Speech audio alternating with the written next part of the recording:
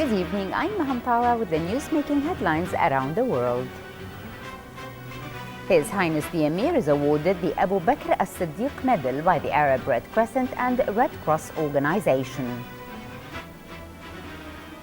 The first Deputy Premier and Foreign Minister meets the Palestinian leader to discuss the Arab Peace Initiative led by the State of Kuwait.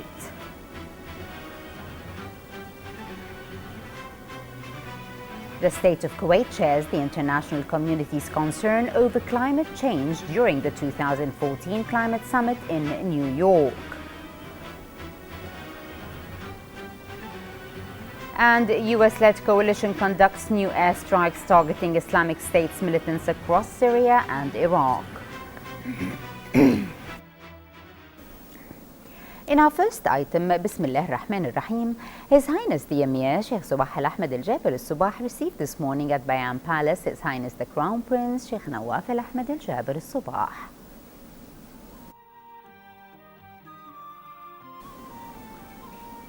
His Highness the Emir also received the Acting Prime Minister, Minister of Interior, Acting Minister of Awqaf and Islamic Affairs and Acting Minister of Defense, Sheikh Mohammed Al-Khalid Al-Hamad Al-Subah. His Highness the Emir, Sheikh Subah Al-Ahmed Al-Jaber Al-Subah, received this morning at Bayan Palace the Board Chairman of the Kuwait Red Crescent Society, KRCS, Dr. Msaad Lal Al-Sayer, Secretary General of the Arab Red Crescent and Red Cross Organization, Dr. Abdullah bin Mohammed Al-Hazza, and a number of KRCS board members. During the meeting, the Secretary General of the Arab Red Crescent and the Red Cross Organization awarded His Highness the Emir with the Abu Bakr as-Siddiq Medal.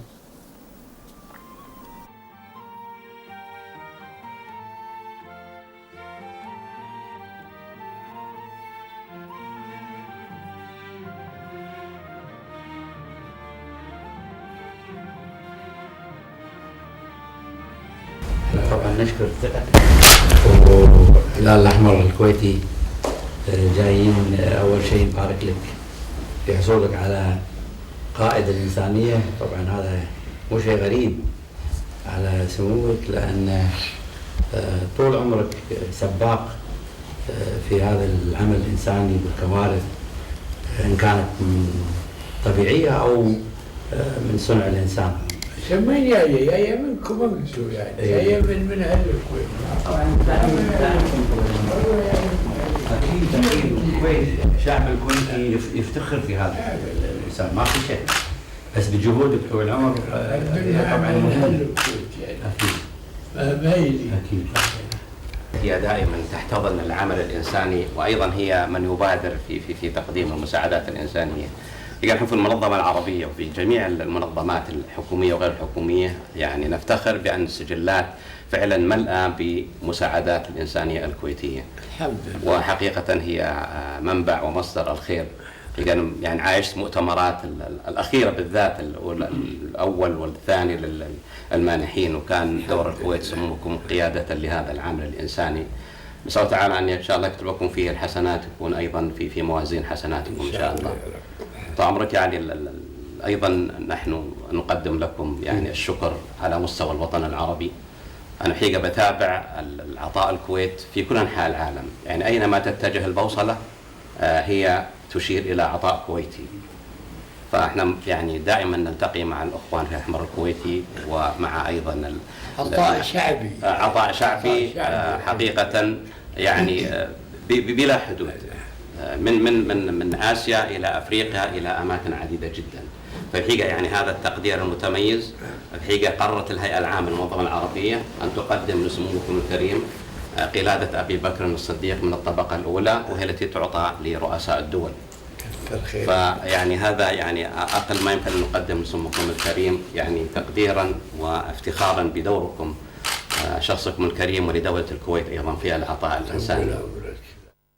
هذه القلادة أي عمرك سميت قلادة بكر الصديق من الطبقة الأولى، فيها الوصايا العشر التي دائما الخليفة أبو بكر الصديق يوصي فيها الجيوش باتباع القواعد الإنسانية، بعدم التعدي، بالمحافظة على البيئة وعلى الإنسان وعلى كل ما يتعلق بالحياة.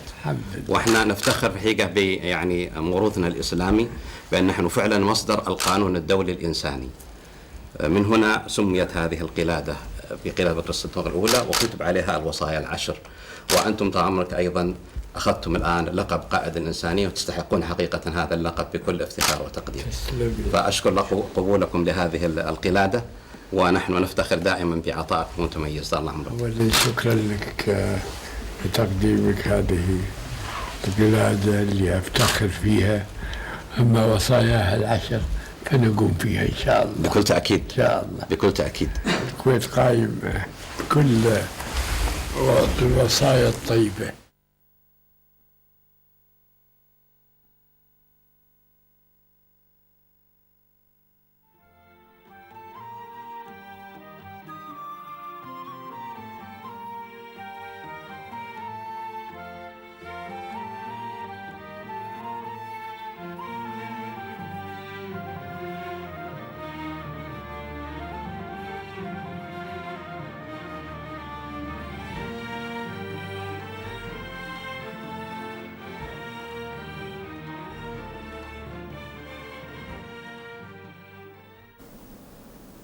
His Highness the Emir Sheikh Subah Al Ahmed Al Jaber Al Subah sent a cable of congratulations to His Excellency the President of the Republic of Guinea-Bissau, Jose Mario Vaz, on the occasion of his country's National Day.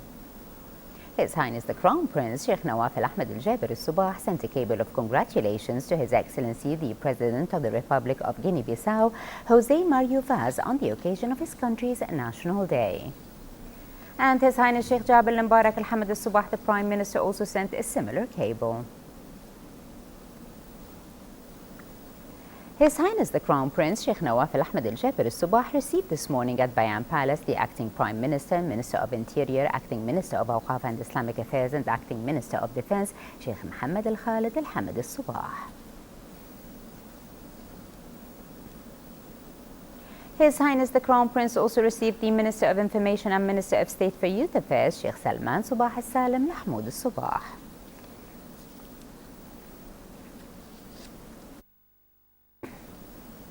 His Highness the Crown Prince Sheikh Nawaf Al Ahmed Al Jaber Al Subah received today at Bayan Palace the newly appointed Ambassador of the United States of America to the State of Kuwait, Douglas Allen Silliman, on the occasion of assuming his post.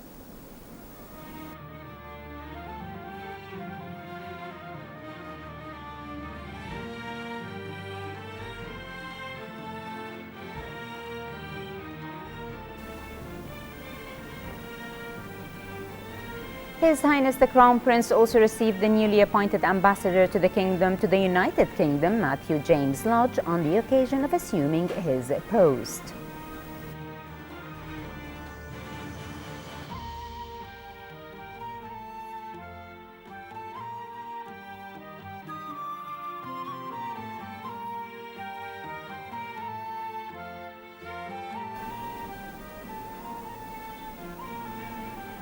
His Highness the Crown Prince then received the Ambassador of the United States of Mexico, Luis Alberto Barrero Stahel, on the occasion of the end of his term in office. The meetings were attended by the Undersecretary of His Highness the Crown Prince Diwan for Protocols Affairs, Sheikh Mubarak Subah Al Salim Mahmoud Al Subah.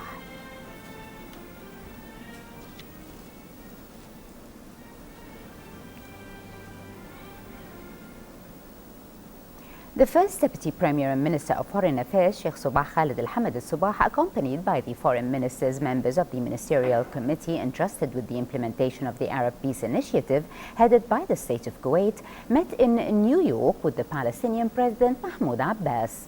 The meeting on the sidelines of the current UN General Assembly session discussed the Reconstruction Conference of Gaza Strip, which will be hosted by Egypt on the 12th of October.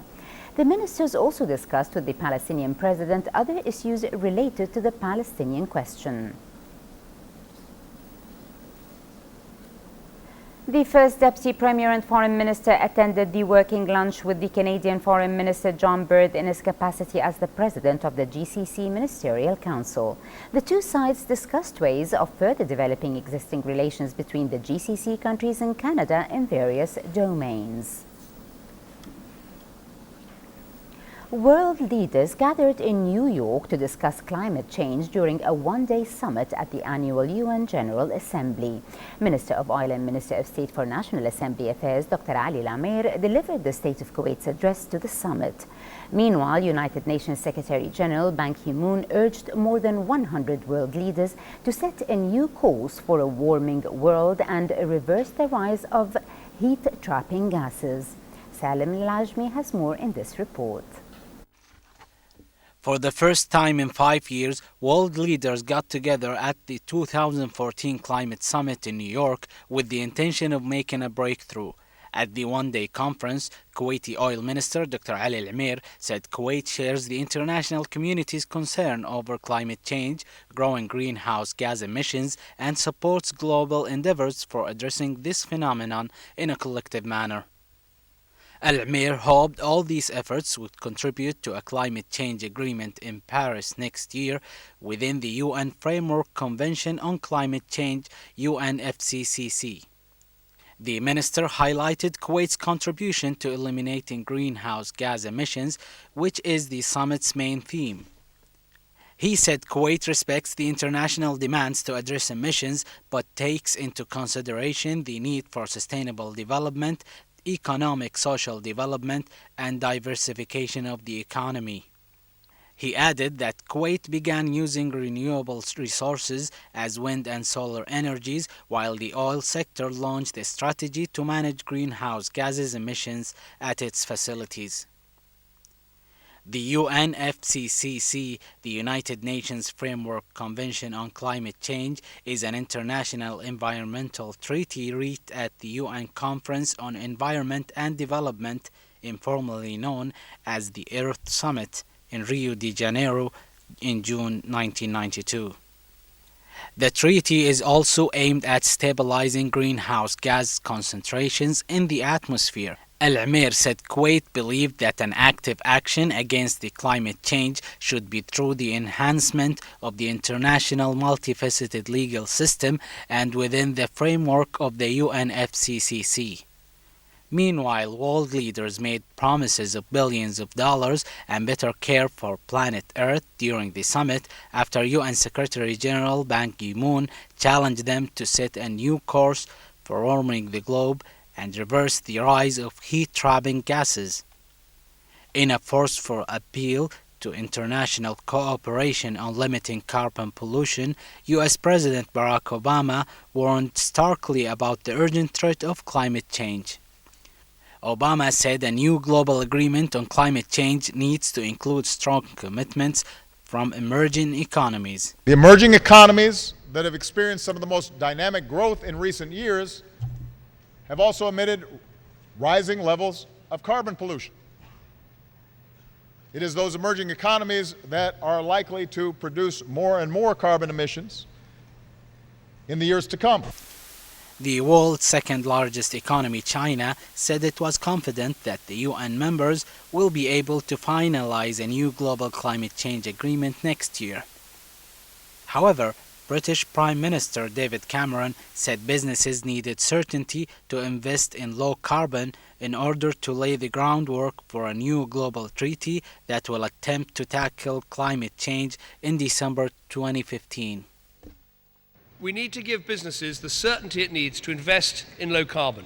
That means fighting against the economically and environmentally perverse fossil fuel subsidies which distort free markets and rip off taxpayers.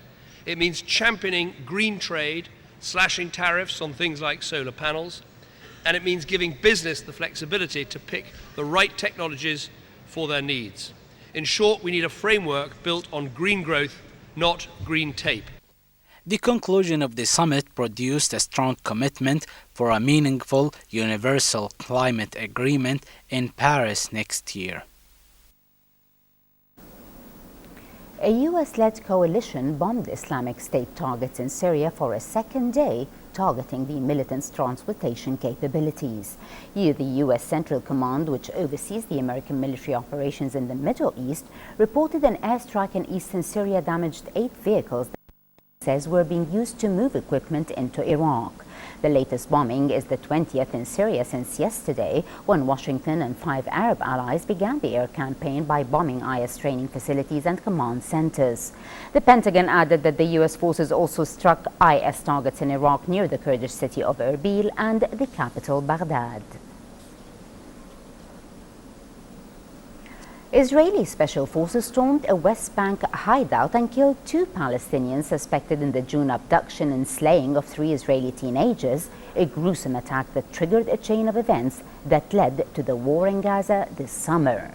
According to the Israeli army, the forces had been pursuing the suspects Amir Abu Aisha and Marwan Qawamshi since the abductions. The death of the 2 suspects, identified by the Israeli military as well-known Hamas fighters, ended one of the allegedly largest manhunts conducted by the Israeli security forces. The incident came a day after Israel and the Palestinians agreed to resume talks late next month on cementing a Gaza ceasefire, allowing time for Palestinian factions to resolve internal differences which could threaten the Egyptian-mediated negotiations. U.S. Secretary of State John Kerry met with Palestinian Authority President Mahmoud Abbas to discuss the situation in Gaza. A State Department official said the meeting in New York came as leaders converged for the United Nations General Assembly and the day after Abbas gave a speech at Cooper Union vowing to present a new timetable for peace talks with Israel. Kerry and Abbas agreed on the importance of providing humanitarian aid in Gaza, where a 50-day war with Israel destroyed homes and infrastructure in densely populated Gaza, leaving more than 100,000 Palestinians homeless in the long term. The top U.S. diplomat also reiterated Washington's support for a 2-state solution and its willingness to support negotiations. The second annual Military Logistics Conference kicked off this morning, seeing representatives of nearly 50 different companies and delegations participating this year. The conference engages in discussions with senior officers on the most critical logistics issues through interactive sessions, all in support to better understand procurement challenges and the logistics support required for the Kuwaiti Armed Forces. Our reporter Badriya Saleh has more in this report. The second annual Military Logistics Conference held its opening ceremony at the Radisson Blu Hotel this morning, with this year's conference including participants from all over the world, coming here to collaborate together in order to conjure up and install different solutions available to overcome logistical challenges, offer support for training, and develop logistics personnel to achieve future sustainability. This conference consists of a lot of companies came to Kuwait to really express their capability that we may, as a Kuwait Armed Forces, to get the benefit of those experience in the logistic arena. And also we would like, we are already given the company which is running this conference a form of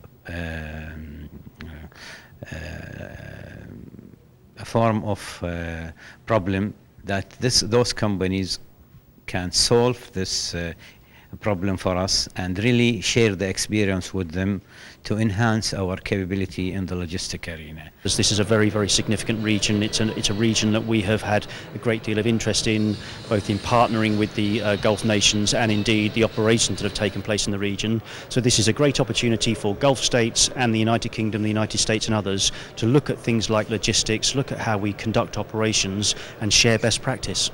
Representative officers from ground, naval, and air forces, as well as companies tied to military operations, discussed and shared their expertise, learning how to rationalize operations to save costs and improve efficiencies.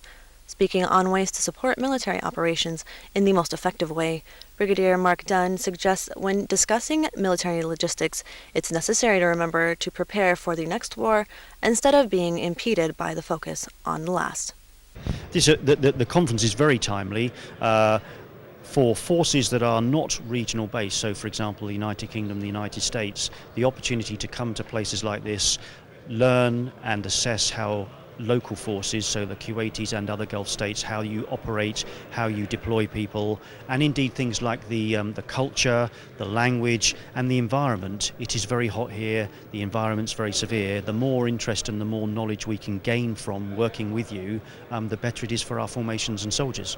Last year's conference hosted around 130 participants, offering presentations from 10 local and internationally based senior officers, including representatives from NATO, the U.S. Army, and the United Kingdom Ministry of Defense, a success that organizers hope to emulate, if not surpass, at this year's conference. The conference will end tomorrow afternoon with a follow-up day reserved for the 25th to discuss topic executions as well as learning strategies. At Radisson Blu, I'm Badriya Saleh reporting for the English News. And finally, moving to the local financial news, where the three main indices of Kuwait Stock Exchange continued their swaying performance by the end of today's trading session, with the price index gaining about 16 points to settle at 7,646 points. On the other hand, the KSX 15 index lost 3 points and reached 1,208 points. The share of the Kuwait Building Materials Manufacturing Company was the top gainer of the day, while that of the Credit Rating and Collection Company suffered the biggest loss. For a chance to see our reports again, please visit our YouTube channel at MOI Kuwait News. Well, with that, we conclude our news bulletin. Thank you for joining us. Have a pleasant time. I'm Maham Tawa. Before we go, we remind you once again of our main top stories. Have a pleasant time and good night. His Highness the Emir is awarded the Abu Bakr as-Siddiq Medal by the Arab Red Crescent and Red Cross Organization. The First Deputy Premier and Foreign Minister meets the Palestinian leader to discuss the Arab Peace Initiative led by the State of Kuwait.